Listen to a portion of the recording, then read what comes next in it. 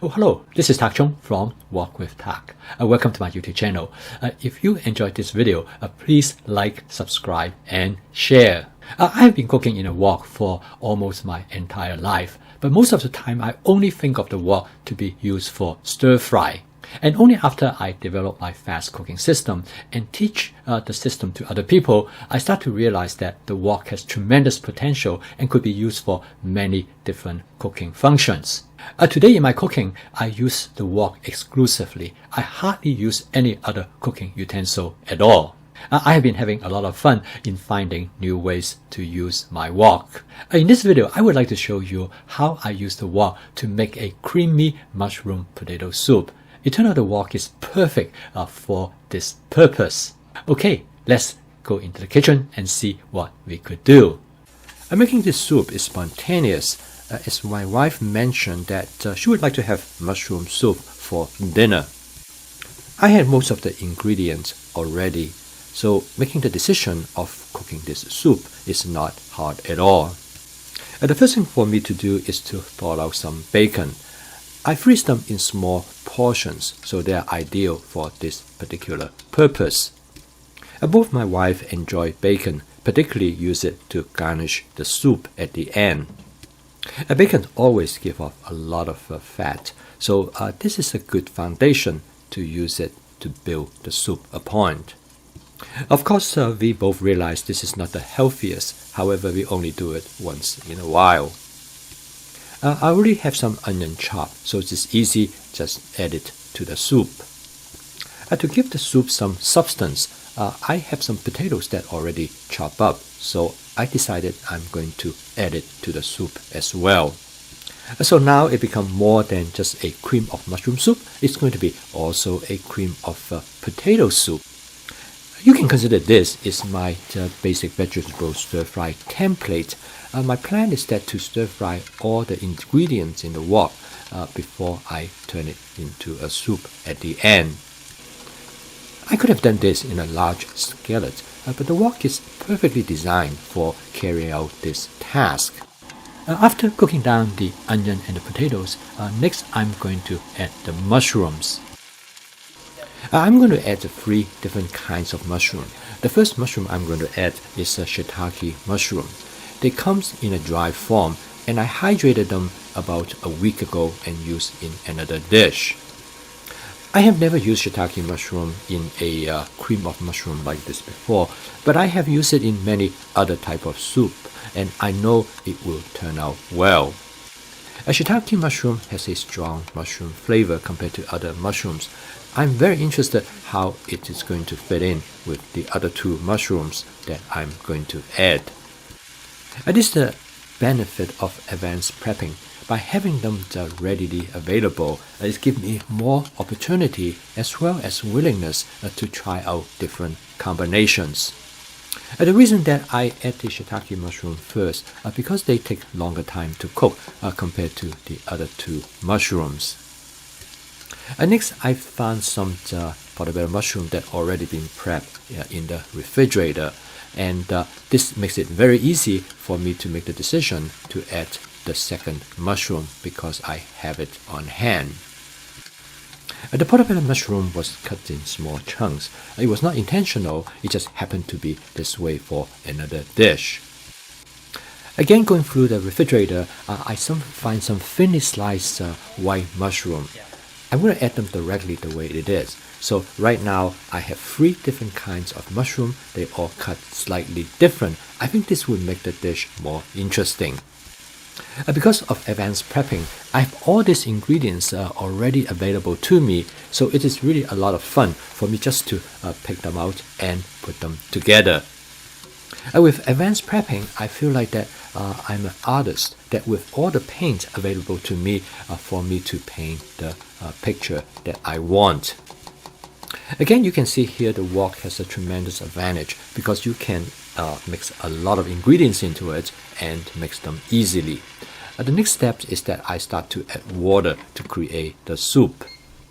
The stir-fry portion of making this soup is turned out to be quite important because through the stir-fry process I was able to create the best flavor on each individual ingredients based on the Maillard reactions.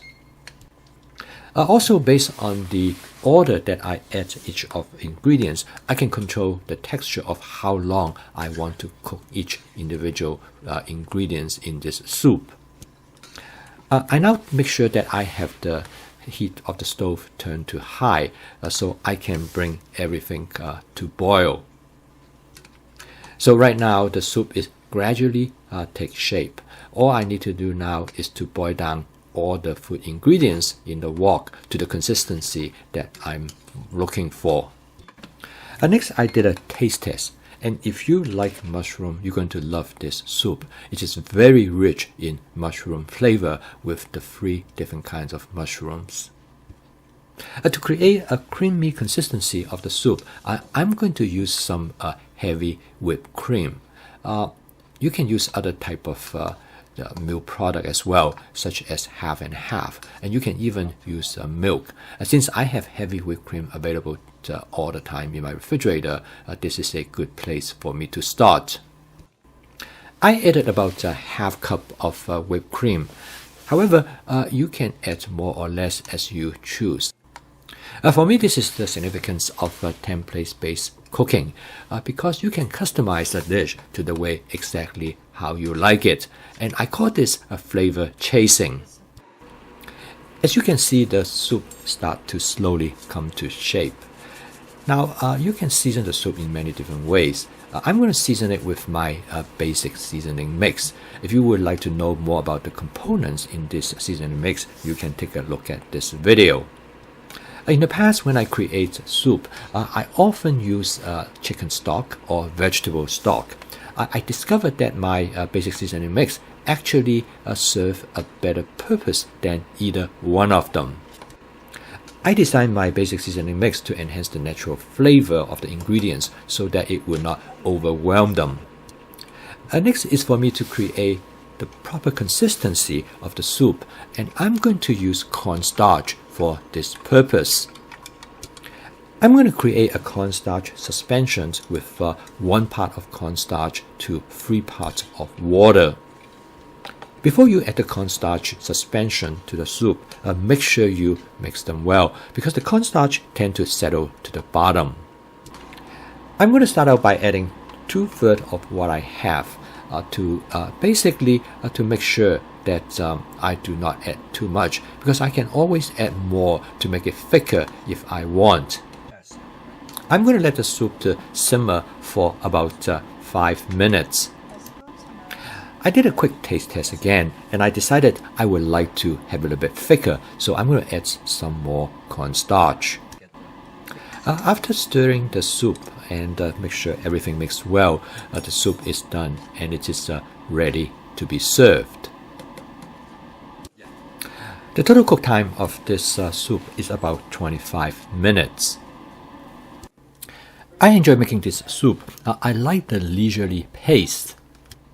After serving the soup on the plate, I garnish it with the bacon that I cooked earlier. I then sprinkle some Parmesan cheese over the surface.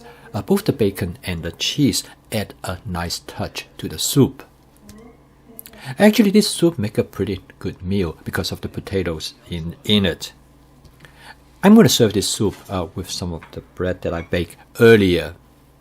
This soup provides a nice change of pace from what I normally cook with my stir-fry meal.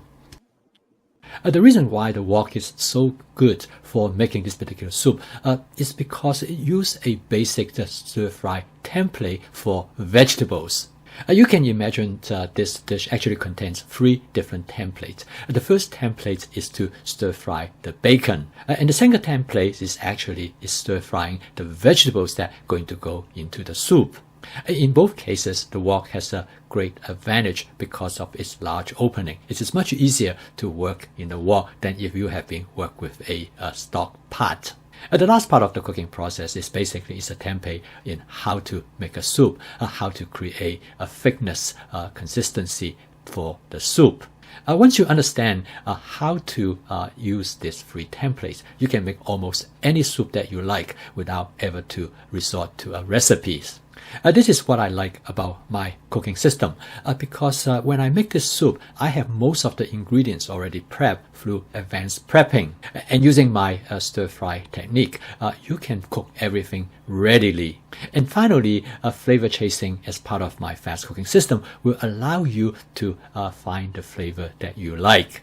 In this video, in many ways demonstrate the functionality of my fast cooking system, where the word FAST is the acronym for flavor chasing, advanced prepping, stir frying, and templates-based cooking.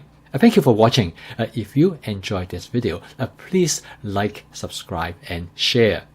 See you next time.